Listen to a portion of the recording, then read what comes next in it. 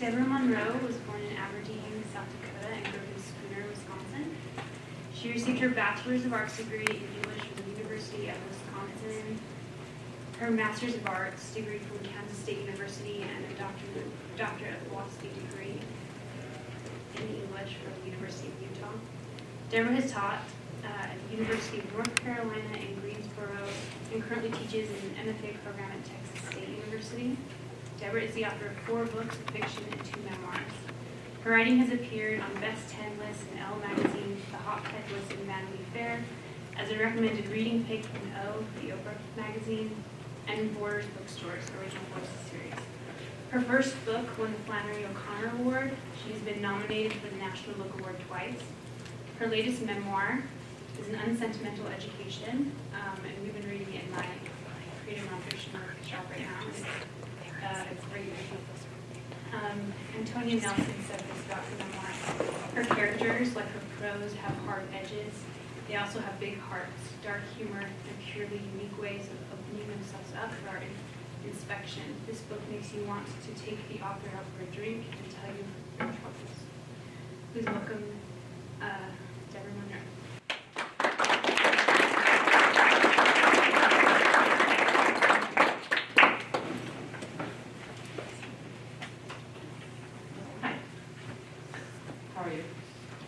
Great. Good.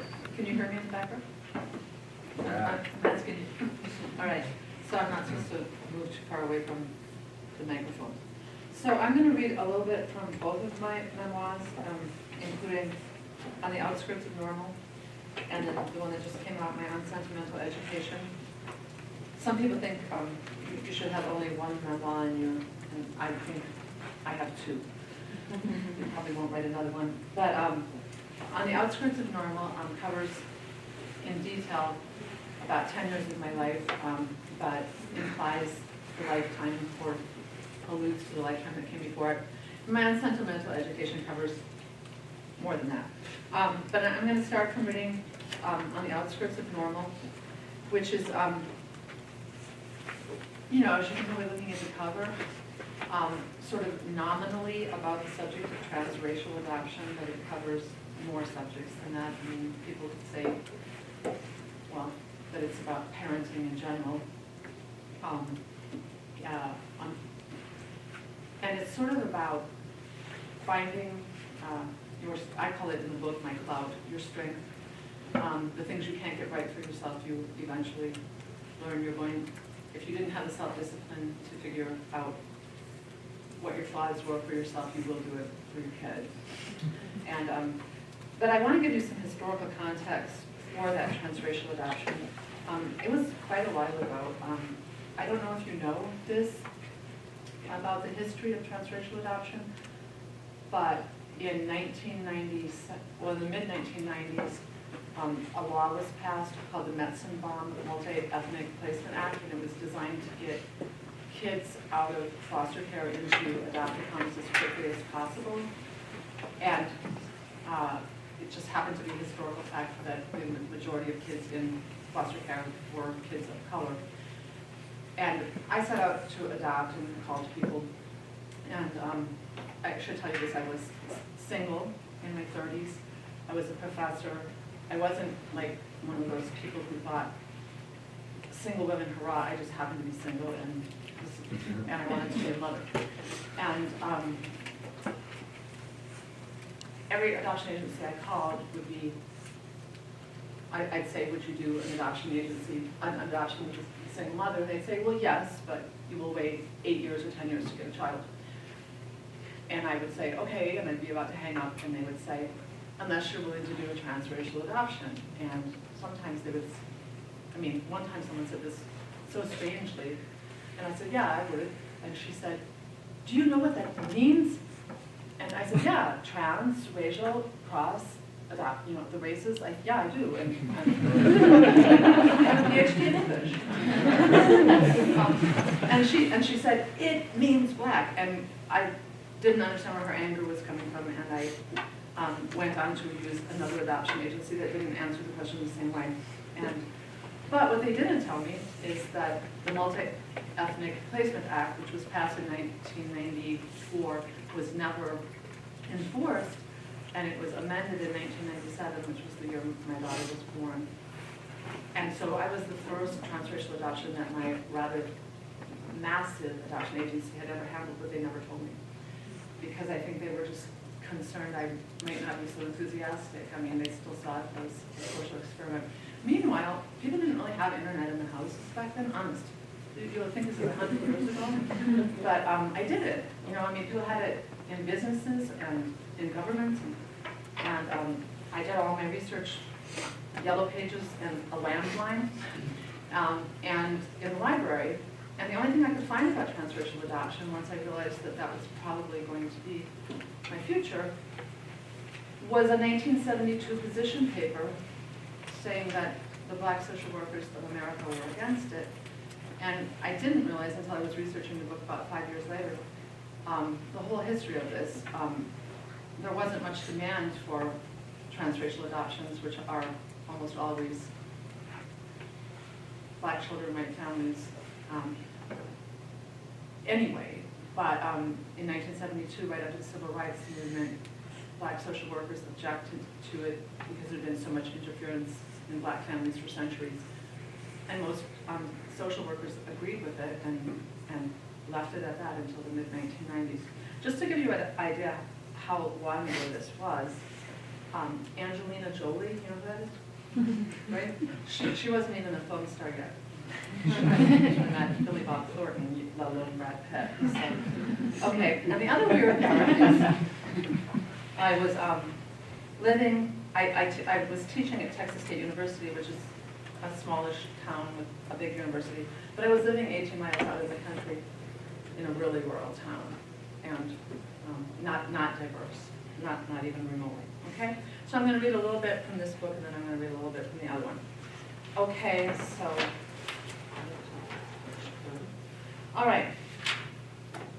And the other thing is I was living in a 750 square foot cabin with a wood stove only because I was paying back student loans and I needed a bigger house and I couldn't afford to adopt or to add on to the house unless I did the work myself, and I had a lot of shop class. And I used subcontractors, but I ran the crews myself, hired and did the electrical trim work, the painting, 2 stories indoors and out in the summer in Texas. Myself. Anything I could do myself, I did to save money. Okay, so all summer, I wandered, sorry. All summer, I worked on the add-on. I painted inside and out, sanded and finished woodwork, did electrical trim. I refinished used furniture for new rooms. I loaded the CD player with rock and roll. I made biscuits and coffee. I collected bids from other subcontractors who'd ask about my floor plans, my square footage, my life. The roofer handed me a bid and said, "Talk it over with your husband." I said, "There is no husband." He looked panicked. "No boyfriend either?" The plumber said, "If you don't mind my asking, is there a reason you aren't married?" I said, "I'm not opposed to it. I'm divorced."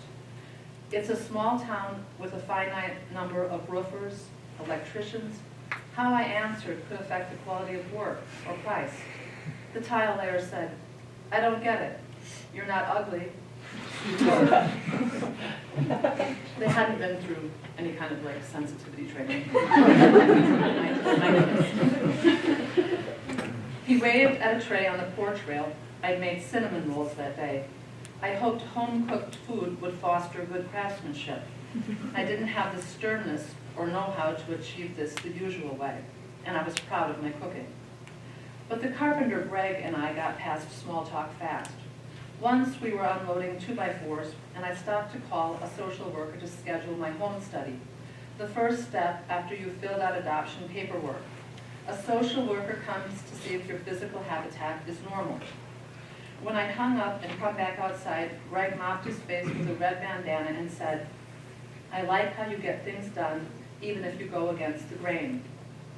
But the day he was sawing the hole in the wall, and this was the hole leading out of my house, for now to the outside, but eventually to the add-on, But the day he was sawing the hole in the wall, I told him I'd see him later on. I have that appointment. He nodded. Let go and let God. AA. Okay. I got in my car and sped to San Antonio.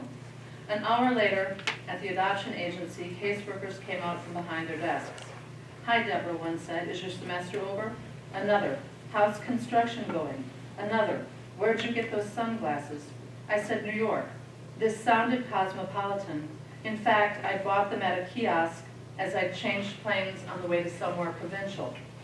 The adoptive parent liaison, Marla, said, nice shoes. I'd worried too much, I thought. In a city, a mother could dress a little gaudy. Marla and I looked at forms I'd filled out. She said I was open-minded about race. Good home study, she added. In the old part of my house, I cleaned windows, ceiling fans, closets. I laid out blueprints for the add-on barely underway.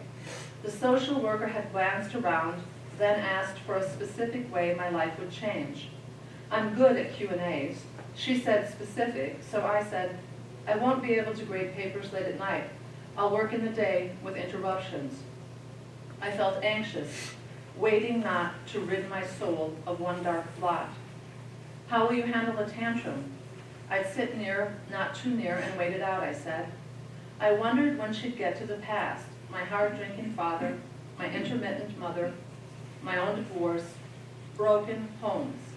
I once saw a house split in half by a storm. A tree had landed on the bed. The exposed bedroom looked naked. Would my patched-up past break open? The home study was a test I didn't want to pass unless I should. It's as if I'd specialized in unemployed men, I said. Though my father earned a good living, but not my stepfather. Yet those dead ends turned out to be helpful, I added, and that I had to make my own way, so there was no reason not to risk it and go for a PhD. It was a long shot, the idea I'd be good enough. The social worker stared. Look, you've accomplished a lot. You should stress the positive here. At the agency, Marla flipped through the photo album she'd asked for. I'd had a neighbor come by with a camera. I'd gazed into the lens, making a healthful salad here, stirring a roaring fire there. I'd sorted through old photos for every picture of me with a child, children of friends in grad school sitting by me on sofas long ago left for trash. Marla said, your letter, nice, the first paragraph. She meant the letter that begins, Dear Birth Mother. I thought about the person reading it, this terrible and difficult time.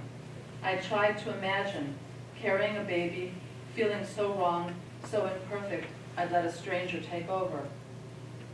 Marla said, you'd be surprised how adoptive parents don't understand. They think it's just this joyful handover. There's hardly any press about how birth mothers feel or suffer. I nodded. Marla said, you're interested in babies other clients won't take. It won't be long. Late that night, I stared at the door-sized hole that led to the add-on. Plywood leaned against it. The bottom gaped. In the past, I'd moved so much, rent house to rent house. I'd grown fanatical about locks, doors, windows. I liked window shades, cheap, essential, because I understood the optical fact of lit indoor rooms and outside infinite camouflage. I used to go for walks at night and stare at a father in a striped chair maybe, or a mother in a red sweater feeding her children at the table. Nice wallpaper, I'd think. I envied family life, lamplight fastening down the night. But I didn't want people looking in at me. I used to dream about my windows or doors being kicked open, and I'd wake, related to no one, the streets full of strangers. But the sounds outside here were deer and possums. This hole, no problem, I thought, as I pulled the shades down and locked my real door. Okay, I'm going to skip ahead to later. And this is in August, and on Memorial Day, the middle of June, and the middle of July, I had 3 adoptions come up and fall through. And that's, I had been told by the social worker that was more likely to happen because I was adopting transracially, because African-American birth mothers were, trying to find family members, trying to find placements. They were just more desperate. And one time I was even boarding a plane and was paged to get off with my car seat and my sterilized babies. And you might think it was really traumatic, and I'm not saying it wasn't, but the house wasn't done. And so I just kept trying to ride it out, and I always thought of it as my labor. Okay? So, it was, Okay, so then, you know that I lived in Salt Lake City for 4 years, so there's a little flashback here. A long time ago, when I was still in Utah and married to my second husband, a doctor with a blunt bedside manner stood over me doing an ultrasound. 3 months, you're out of your mind, he said. This fetus isn't even 6 weeks yet. I lay there worried I hadn't worried enough to have kept the baby alive. Life to life, incessant worrying. The doctor left, I got dressed. The doctor came back and told me the fetus was non-viable and had been for 2 months. He gave me pills. As we know, I'd wanted this baby. I didn't exactly want the father. He turned out to be non-viable too. No one, you have no idea. Unemployment was the least of it. Okay. No one knows me, I thought. I was poor, a student. The baby I'd carried had seemed superfluous to the doctor, but not to me. As I left the hospital, I stumbled into the cardiovascular annex, a tunnel with electromagnetic current, and my one credit card got demagnetized. I tried using it. Invalid. A wave of grief, illogic hit me. I'd been culled. This memory dredged up years later. That Sunday afternoon, Marla from the adoption agency called and said, come to a hospital in San Antonio now, right now. This time, I wanted direction the right way. The hospital in San Antonio was a labyrinth. The people I asked were hospital visitors too, shouldering huge life changes. They looked dazed, exhausted, or, as I got closer and closer, elated. Finally, I stared through a plate glass window at plexiglass cribs. 2 held bald white babies. A third held a black baby with thick hair. A nurse tapped on the window. Which are you here to see, she mouthed. I knew the baby was black, a girl. I pointed. The nurse held her to the window. She said, she has beautiful lips. Or so I thought, she said. Were lips something people noticed about newborns? The baby would feed better, maybe? The nurse spoke again. I didn't understand. She walked to a desk and, holding the baby with one arm, wrote a note and held it to the window. Are you the caseworker? I shook my head. She put the baby back. I sat in a chair and waited an hour, another hour. Then the nurse came out from behind the glass and said, why didn't you tell me you were the adoptive mother? I said, I'm not yet. The birth mother could still change her mind. The nurse said, the caseworker is on the phone. She wants to talk to you. On the phone, the caseworker told me the birth mother wanted to give the baby up. At first, the birth mother had said she didn't know who the father was. Then she said she didn't know where he was. We insisted she find him, the caseworker said. He doesn't want to sign. On the other hand, he's 17. Go to her room, get to know them. I wanted to do this without feeling like a shark or a smooth talker. A baby, my ideal, mine. Yet if no one wanted the baby, she needed me too. But I don't trust people who tally up their own good deeds. So thinking about how I'd be good for the baby wasn't right. And I never lost sight of the woman who was already a mother, but out of luck and options. Obsessed by these gradations, most right, least wrong, most kind, least cruel, I knocked. She sat in bed, he sat in a chair. He exhaled like a tire going flat. I guess she told him to stop talking, and the tactic he had left was sighs. This is my first baby, he told me. I wanted us to raise her. The birth mother glared. She was older than the baby's father, the caseworker had said. She already had a child. She hardly knew him, though she'd slept with him. She said, "There is no us, you don't know what it takes." A minute passed, silence. I told her I brought pictures of my house. "This belongs to you?" she asked. "It looks real cute." She said, "I'm staying with my mom, but when I get out of the hospital, she'll throw us back out. My other little girl can handle it, but I can't take a baby on the street." She looked away. "What I'm doing is bad, but I didn't kill it." The birth father jumped, startled. Later, I told the caseworker what the birth mother had said. She didn't kill it. The caseworker, "At least she didn't have an abortion," she meant, I said. The caseworker raised her eyebrows. She pointed out that the birth mother couldn't even afford a doctor's visit. The birth mother said, "Please, if you can't ever keep her, give her back to me." I said, "I've never wanted anything more than I want to be her mother. Nothing will happen where I can't take care of her, unless I die." Unlucky talk. "I'm healthy," I added. She said, "You hear about these kids going home to home, lost in the system." I said, "That's foster care. When the government takes an abused child, foster care is temporary, adoption is permanent. I've so far never heard of an adopted child who didn't stay with its family. Usually the agency explains all this, but the birth mother hadn't phoned the agency until her labor started, and she walked to the nearest ER. The caseworker had faxed papers to the hospital. They sat on the nightstand, the blanks still blank. She turned to the birth father and asked if he wanted to see pictures of my house. He sighed again, his whole body. She lost her temper. She yelled at him, "You are in a fantasy." I have a rule, inertia on purpose, no doubt a deferential byproduct of having spent years living with hot-headed people. Because what if a ripple I cause swells into a mishap, calamity? I also felt like I was eavesdropping. I worried about all of us. I said, "I hope you'll decide to trust me to raise your child, but you need privacy to make this decision." I went to the waiting area to stare through the glass at the baby, but the nurses invited me to the lounge. "Too bad you don't have some relative or friend to sit with you," the nurse said.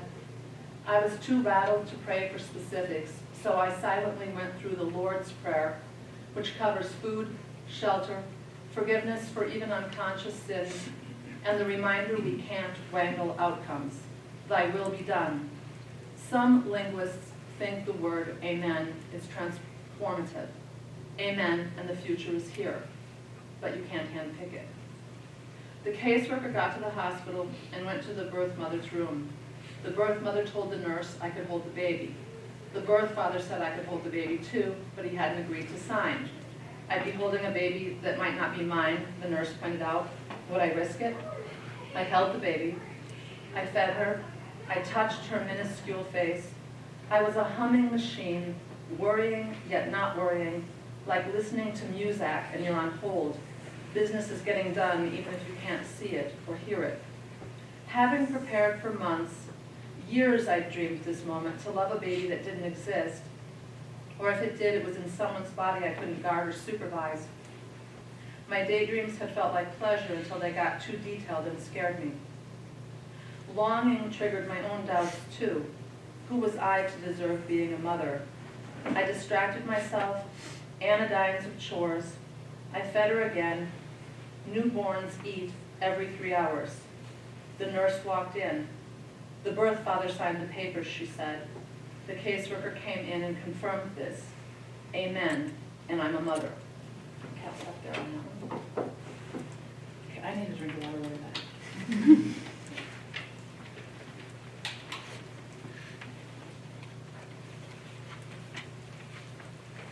So, my sentimental education has this dressmaker's dummy on it, which, do you know John Griswold? Yep. He oddly said that he found her attractive, and I was like, you're really hurt. He's a series editor and a really great nonfiction writer. But I'm like, okay, dressmakers, dummies, you're a little weird. So, do you know where Wisconsin is by any chance? You good at geography? Okay, so if this is Wisconsin, and this is Chicago, and this is Madison, and this is Milwaukee, and this is Minneapolis and St. Paul, this is where I was raised. And it's like piney woods,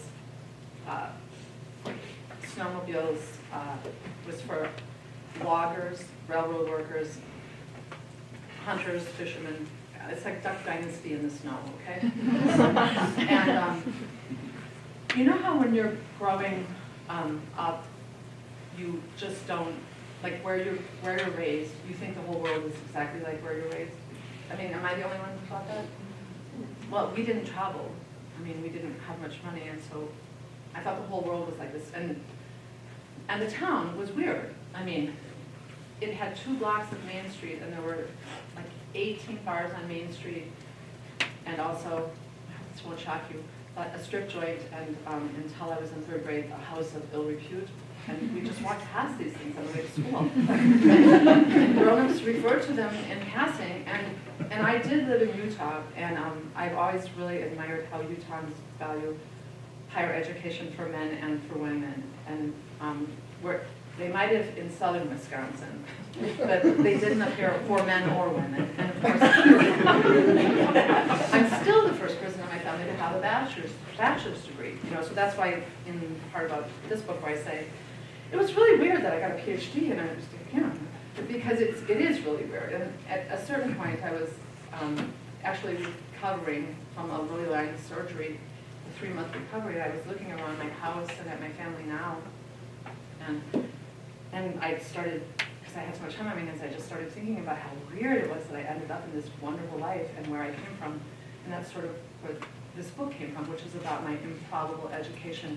And it's about what Samuel Livingston, the nonfiction writer, calls social class jumping. I mean, about that anxiety that comes from moving out of the class or that you're born into and like feeling ill at ease. Trust me, I felt ill at ease the whole way. Even in college, I dropped out after 2 months in college and went back, but it's just weird. I still feel very strongly about mentoring first generation college students. So, okay, I'm going to read a little bit from when I was very young, and then I'm going to skip ahead and read something having to do with Utah. Okay, so.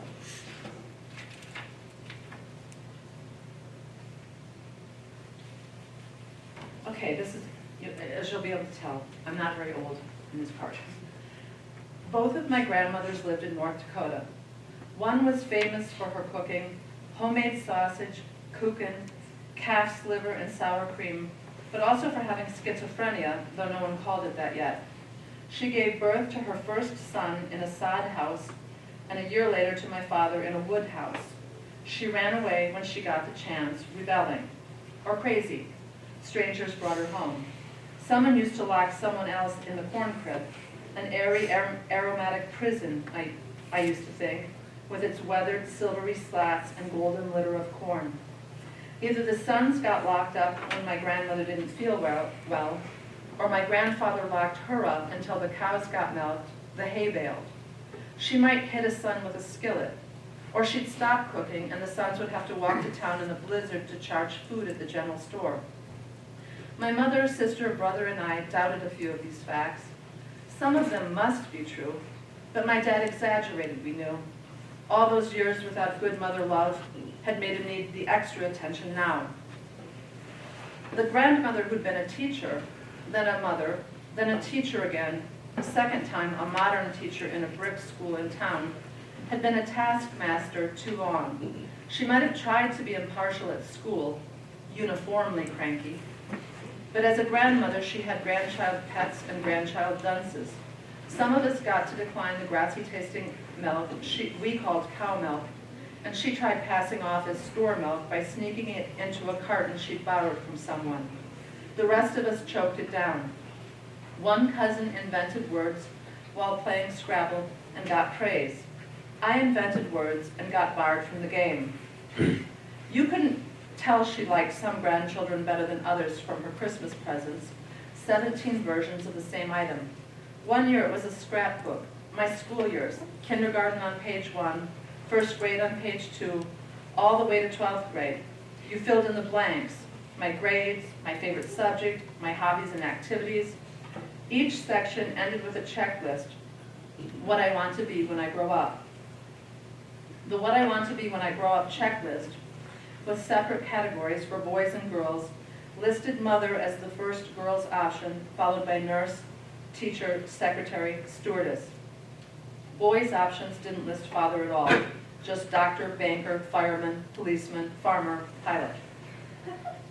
This discrepancy bothered my sense of symmetry, an aesthetic sense. I liked the infinity of possible futures at the end of this checklist, a blank labeled other. One year I wrote missionary. Church, no doubt, contributed to this vision of myself evangelizing while wearing white. School would be a story, I realized, leading me toward the end. An escalator lifting me. I'd enter the fray irregular, but finish with a smooth life that would be rewarded in people's thoughts and conversation. Yet during my real page one, kindergarten, I understood that school, if not the scrapbook about it, required hardcore feigning. I tried out facial expressions. My teacher, named Mrs. Gagner, taped children's mouths shut. I haven't invented this name. I've remembered it these years because at the time, I thought all words would shimmer into meaning if I paid attention. Mrs. Gagner had either always been her name or turned into it. She used Scotch tape first.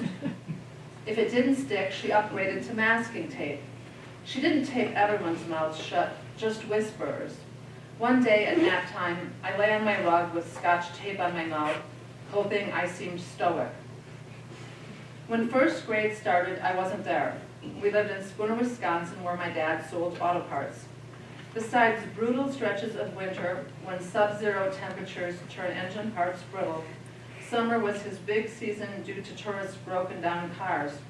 So he had to work to make money until after Labor Day, and then we rushed to a hospital in North Dakota where my grandfather, the one married to the wandering grandmother, lay dying. We children stayed with the taskmaster and the gambler. While my mother and father familiarized themselves with the sick grandfather's care and made plans for the wandering grandmother's future, the taskmaster grandmother lost track of my little brother, who crawled into a suitcase and ate aspirin. My parents came in from the hospital, turned around and went back, my mother holding my brother.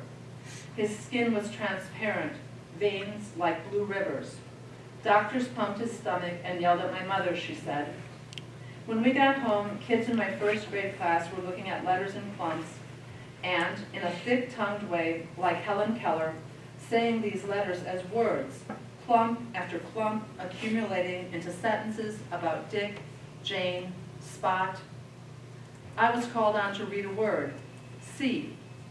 Instead of sounding it out, no one had taught me to spit, glide, or vibrate consonants and moan vowels, let alone spit and moan sequentially.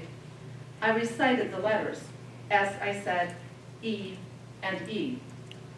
Then we were free to recess on a playground where louds of boys and tall girls holding hands as they chanted Paul, Ringo, George, and John ran circles around me. I recognized a timid boy from my class in a red sweater with kittens on the pockets. We walked hand in hand, which made the big kids circle nearer, faces swollen with menace. The teacher phoned my mother asking to keep me after school. The teacher explained phonetics. The code broke. I could read See Dick Run. Also, suddenly, the Superior Evening Telegram and books from the library, or bookmobile, or shelves at home. My mother had bought the complete Dr. Seuss, the Encyclopedia Britannica, a series called Folktales from Around the World, and every month the mailman bought a volume of remedial adult novels, Reader's Digest condensed books. Obsessed with the lives of made-up people, I pondered stories, why this character did that, new outcomes, possible sequels. I ignored the teacher, lessons, the dandruff-flecked neck of the boy in front of me. Reading, more exciting than life, calmed me. I was as high-strung as my wandering grandmother. My wandering grandmother lived with us now, and my mother worried aloud I'd inherited her tendencies. Waylaid by reading, I didn't concentrate on math, geography, science, and behavioral aberrations were still considered outages of willpower. I never witnessed one of my grandmother's spells. She was rushed out of the room and usually spoke a mix of English and German, but she saw dead people and described events that might happen as if they already had. She slept in my brother's room on a bed called the rollaway and came to breakfast in a nightgown with a hairnet over her curlers, her mouth collapsed, either the sadness or missing dentures. One day my grandmother ran across town without a coat, and if the mailman hadn't called us, we might not have found her before she froze. She'd chased him, she said, because she'd written to a man who'd advertised for a German-speaking wife, and she wanted an answer. Of course, we didn't believe this. Meanwhile, I was falling behind in every subject except reading. I daydreamed, thinking about, let's say, Rapunzel's mother, who craved rampion, not unlike spinach, the dictionary said. And in the days of thatched roofs, people believed that not satisfying a pregnant woman's craving caused deformed babies. So it was right to steal the rampion. Yet the father traded it for the unborn baby, I reasoned, which canceled out my idea that the stealing was justified, not greedy. These people, characters, mere words on a page, had maybe never existed, but their thorny landscape, their sketchy moral bargain, their fears and expediency kept me from focusing on multiplication, or the Ice Age, or on dusting and vacuuming. Okay, so I'm going to jump ahead to this section where I have, am I okay for time? Do you want me to stop then? Okay, I mean, this is just a couple more pages. So I went to college, dropped out, came back, got a master's degree. Turns out I was good at school. And then I finished my master's degree and I decided on a whim to get a PhD, and I moved from Kansas to the University of Utah. And I still think it's one of the two scariest things I ever did was moving across the western United States, across mountain ranges in an old car with $200 in the bank, with the idea that I could get a PhD and get a job. If you know anything about the job market, it was quite a gamble. Okay, so here I am, driving, alone. Motoring onward, I'd sometimes check the map and glance at states where I didn't go and consider the person I wouldn't become with a different geographical past, a different deeply mined obsession, a different set of brain goods on the shelf for times of boredom. The world churns out aphorisms about how useless education is, but it makes you good company for yourself as you live out fast-flying days and nights until you die. Just another human with plights and scrapes in a long line of human plights and scrapes. I stopped at a truck stop in Wyoming with shower stalls, a big diner, hundreds of semi-trucks with sleeping cabs where drivers catch 40 winks. When I got to Utah, someone told me this truck stop is also famous for prostitutes. I pumped gas, went inside to pay. I glimpsed the diner window full of lone wolves and walked back to my car. The sun had begun to set, the sky dimming, vapor mercury lights buzzing and snapping. Before I got in my car to drive off, I lifted the hood to check the oil. I also looked under the car. Even in shadows, I could see strands of thick fluid dripping. I slid underneath. I was wearing one of the ankle-length sleeveless dresses I'd sewn for this trip. Thin cotton marked down to $1.99 a yard, because my car didn't have air conditioning, and nothing is cooler than a cotton dress. And I felt around for the source of the leak, a seam between a pan bottom that connected to a pan top, and bolts holding these together were loose enough that I could twist them with my hand. I was losing transmission fluid. In a matter of miles, I'd have an immobile car in need of repairs that cost more than the car. A voice boomed from above, imminent. Need help? Friend or foe, I wondered from under the car, knowing that all this person could see was my car with its hood propped and my feet in white sandals, Payless Shoe Source, $6.99. I crawled out, stood up, and looked at him, a trucker with a t-shirt, steel-toed boots, a toothpick in his mouth, tattoos before tattoos were hip, or something like that. It was getting dark, and this was a long time ago. He could go either way, I knew. He was the gentlemanly trucker, sometimes celebrated in country song, who rides the highway doing right by women and children, or tough enough to do me wrong and never look back. My options were shrinking. In an apologetic voice, I said my car was leaking transmission fluid. He crawled under my car to look. "Yup, transmission," he yelled, muffled. He slid back out, stood up, looked at my worldly goods piled in the back seat, a pillow, blankets, the old-fashioned lampshade resting against the window. "You heading somewhere?" I said, "Salt Lake City." The future, I thought. Rock Candy Mountain where bluebirds sing. Or at least my last stop before I'd settle, and friends would stop being bit players and match each other, become a circle, a unity, and all my selves would match. 2. He raised his eyebrows. "That's a ways to go yet. You got family nearby?" An aunt I barely knew lived 400 miles the wrong way. I didn't say that. I said, "I'm moving. I'm about halfway there." He looked at the car again, then asked how long I'd been at the truck stop, and I said, "Just long enough to pump gas and pay for it." He said, "Then I don't think you've lost much fluid. It would have been up in the gears out on the highway. These bolts have just shook loose. Looks like someone put them on and didn't tighten them except by hand, like he plain forgot to go back in with the electric wrench. But why would anyone mess with the transmission pan? Makes no sense." It had been my idea, of course. The mechanic had said to leave well enough alone. Still, he'd messed up the last step. "Where are you spending the night?" the trucker asked. "I thought I'd drive into Laramie," I said. The sun was gone now. Gone. He said, "Look, I'll tighten these bolts for you with my wrenches, then get yourself to Laramie.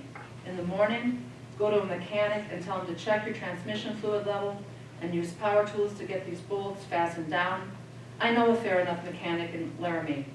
The trucker took out a card and wrote on it, "Tell him I sent you and to fix that transmission pan right." He left and came back with his toolbox. When he slid out from under the car, he said, "I tightened them as tight as I could." "Thank you," I said. What else was there to say? He disappeared, never to be seen again. This kindness of strangers story matters because years later, when I married a second time, my second father-in-law liked to run the dinner table conversation by asking everyone, his sons and daughters and their spouses, his sons and their spouses, the next generation, even a great-grandchild because one of the granddaughters got pregnant in high school, to each take a turn telling a story on a subject he'd picked. This night, he asked us to describe the bravest moments of our lives so far. Someone said when he was in a 7-Eleven during a holdup. Someone else said parachuting. A step-sister-in-law said wading through her baby's fever. I said breaking down at a truck stop west of Cheyenne in an old car with no money, lying underneath the car and hearing a stranger's offer and coming out from under to reckon with it. My father-in-law said, "That felt unsafe." I said, I had to be calm even though I was scared because I'd staked everything on this move. My second father-in-law cut his beef. He said, "I was expecting something about risk or physical valor." I remembered how tense I'd been driving, gripping the wheel, shoulders sore from teeth gnashing worry about money, about the car's ability to get me across the Continental Divide, about bad job statistics for people with PhDs someone had shown me before I'd left Kansas, the pressure to publish in the next few years or forget about a job. Physical valor, no, I said. How will we know it's us without our past? John Steinbeck.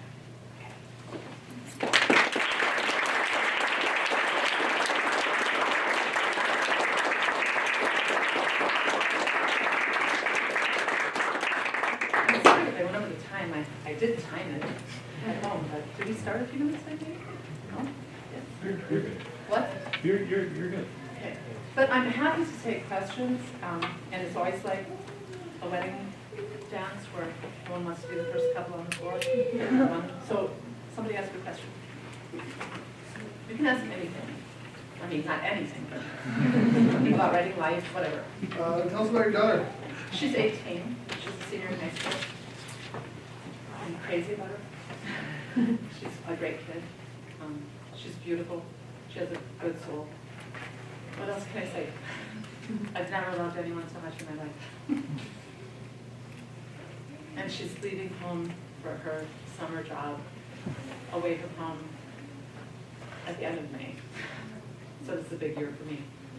But I also have a stepson who's 21 and a wonderful husband.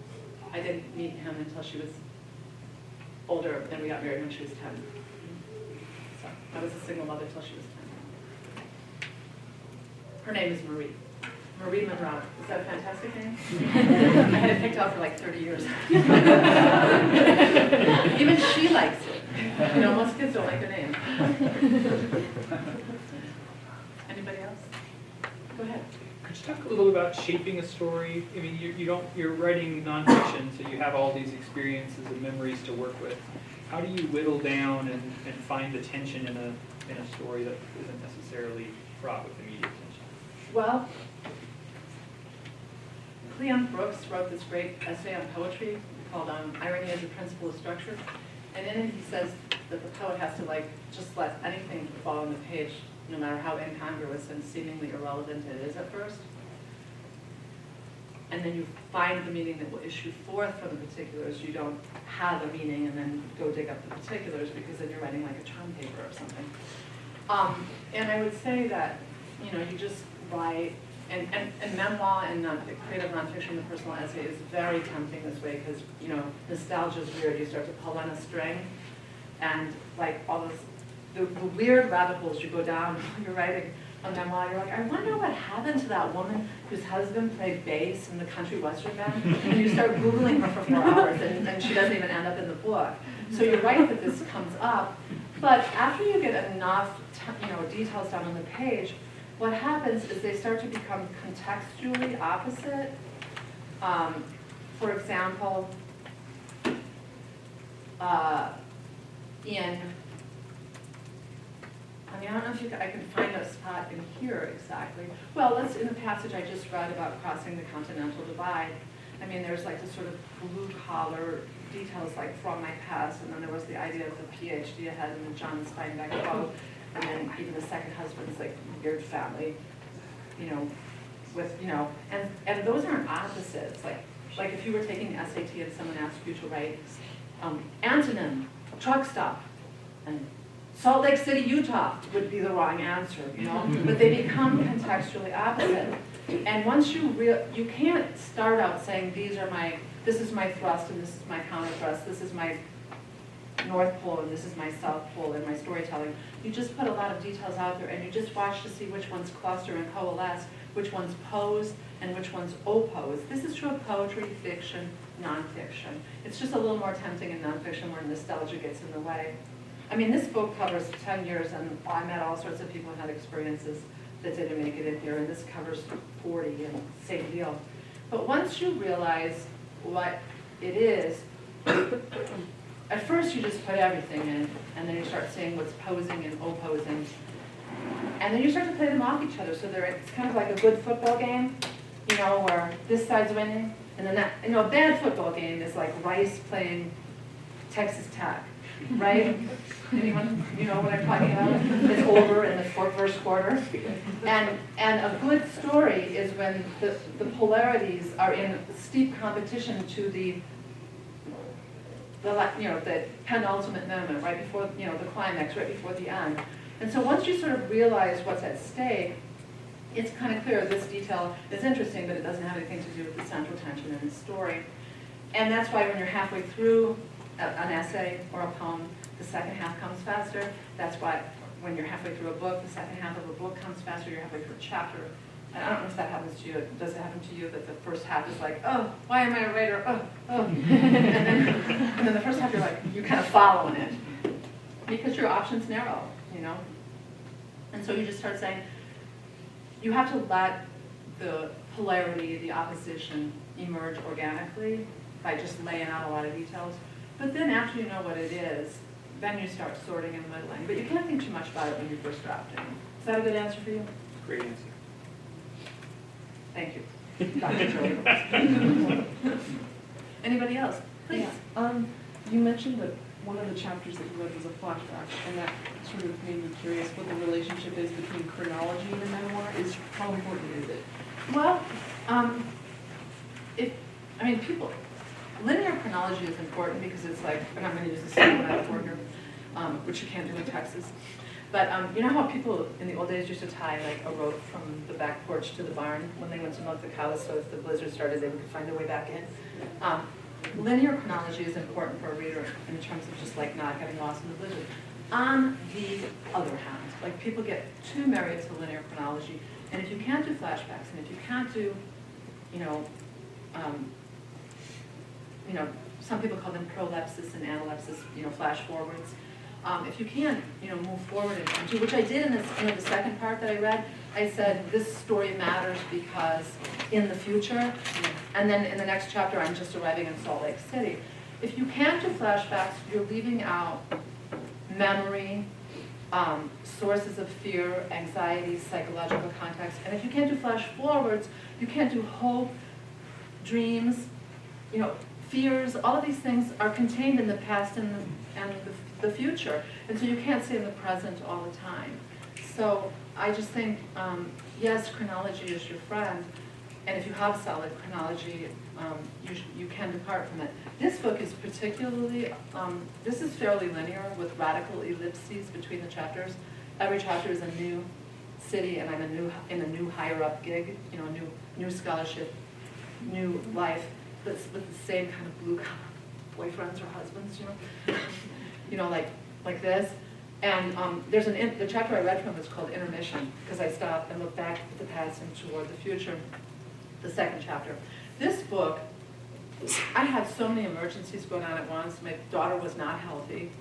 When she was 4, I became really ill, and I was a single mother. And my mother died, and she'd been out of contact and more or less missing for 20 years, but she had just come back in bed. So it was like a lot going on. Plus I was learning how to do her hair, which was like really time consuming. And we were both going to not a week passed when one of us wasn't driving 30 miles to a specialist while I was working full time. And to tell that linearly was just absolutely untrue to the experience. And so I had to find the form in it, and it's more like, and there is a sort of crisis, an emergency at the end. Before that, there were fused small emergencies. So the form of that is really cyclical. Like I would creep up to the emergency to come and back away and creep up and back away and creep up and back away. So the chapters feel almost separate, but they're not. They are cumulative. So you just have to find form is a pattern. And if you teach the reader how to read the pattern in the early chapters, they will follow it. And if you don't abandon chronology entirely. So a pattern is probably more important than strict linear. Way more important than strict linear. Strict linear can be so boring. I teach in an MFA program, and for the longest time, he just retired, Tim O'Brien, of The Things They Carry. Have you read it? Yeah. National Book Award. I've taught with him all these years, and he's the big deal in our MFA program, or was. And he got so bad at ham-handed flashbacks that he lost his temper and told everyone they couldn't hand it any the graduate students. No more flashbacks in my class ever. And one person who didn't understand he was being ironic wrote a 700-page novel in chronological order. And because he was our endowed chair, he didn't have to be on the defenses. And we're like, why did you tell this in chronological order? Because it started in 5th grade, age 5. And, it was just, it lost all tension, because central tension was muted from that. And she said, well, Tim O'Brien said, and we were like, Tim? And if you read The Things They Carried, nothing could be less linear, right? He was just tired of flashbacks that came in so early, they derailed the ongoing story. So, actually Shen, my friend who lives in Salt Lake City, who's one of my best readers, said early on in this book, you have to teach the reader how to read this. You have to give an instruction in the first pages. And actually in the prologue for my unsentimental education, I do talk about a disparate life stitched together so that people are going to expect the big leaps in time. So yeah, you kind of set it up and you make it predictable, and then the reader will follow you as long as you're interesting. That's fair. Thank you. Yeah. Yes? Why did you decide to go to UU for grad school? Like, why Utah in general? Well, I really did want a PhD, not an MFA, because of the job market, and I'm from the working class, and I got a bachelor's degree with no education credits, And then I got a job at a radio station writing commercials after that, and I couldn't even pay rent on student housing with it, you know, with the salary I was making. So I thought, okay, I was good at English, I think I will get a 2-year degree in rhetoric and teach at a 2-year college, you know, which was possible back then. And I did that, and then I decided to do the PhD.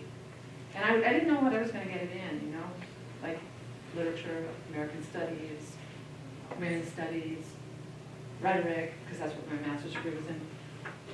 And they just recruited me like crazy, because they had a new PhD program in creative writing / literature, and it seemed like the ideal degree for me. And there were only like 3 programs like that in the country at the time.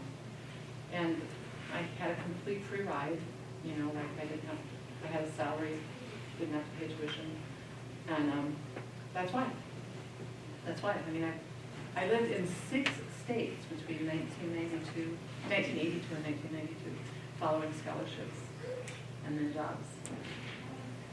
So I had no desire to move again.